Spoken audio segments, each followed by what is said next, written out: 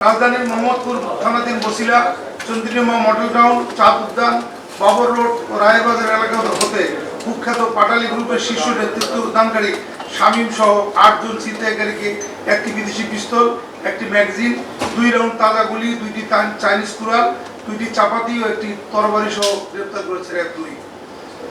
আলাপর মোহাম্মদপুর এলাকায় ছিনতাইকারী, কিশোর গ্যাং, চাঁদাবাজ, মাদক কারবারি, চুরি নির্মূলে র্যাব 2 নিয়মিত অভিযান পরিচালনা করে আসছে এবং কিশোর গ্যাং ও কুখ্যাত ছিনতাইকারী গ্রুপের মূল হোতা ও অন্যান্য সদস্যদের গ্রেপ্তারে অভিযান অব্যাহত রয়েছে।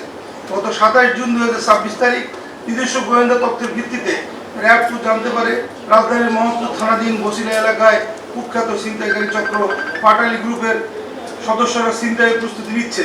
উক্ত সংবাদের ভিত্তিতে র্যাব 2 এর একটি আভিযানিক দল অভিযান পরিচালনা করে পাটালি গ্রুপের শীর্ষ নেতৃত্বদানকারী মোহাম্মদ শামীম পাটালির সহযোগিতায় মোহাম্মদ খোকন মুন্সি ও সজীব ব্যাপারীকে গ্রেপ্তার করে।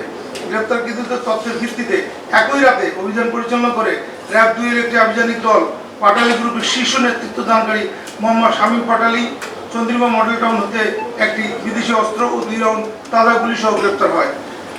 উল্লেখ্য, ধৃত শামীম পাটালি সহ পাটালি পরিবারের অন্যান্য সদস্যরা গত 15 মে 2026 তারিখ মোহাম্মদপুরে আলোচিত একই পরিবারের 7 জন সদস্যকে কুপিয়ে জখম করার ঘটনায় অভিযুক্ত আসামি। এই পাটালি পরিবারের অপর 2 সদস্য হত্যা মামলার আসামি রানা পাটালি এবং রাসেল পাটালি ইতিপূর্বে র্যাব 2 এর হাতে গ্রেপ্তার হয়ে এখন কারাগারে রয়েছে। পাটালি পরিবারের অন্যান্য সকল সদস্যদের নামে মোহাম্মদপুর থানায় চুরি, ছিনতাই, ডাকাতি ও মাদক মামলা সহ একাধিক মামলা রয়েছে। তাদের আসামিদের পিসিপিআর আমরা আমাদের প্রেস রিলিজে আপনাদের জানিয়ে দেবো। চুরি, ছিনতাই, ডাকাতি, মাদক মামলা এবং মারামারি যে হেন কোনো অপরাধ নেই যেগুলো তারা করে না। তো আমরা আশা করি যে পাটালি গ্রুপের অন্যান্য সদস্যরা ইতিমধ্যে কারাগারে আছে, এরাও ঢুকছে এবং ভবিষ্যতে যারা এটা নেতৃত্বে আসার চেষ্টা করবে তাদেরকেও আমরা অবশ্যই গ্রেপ্তার করব।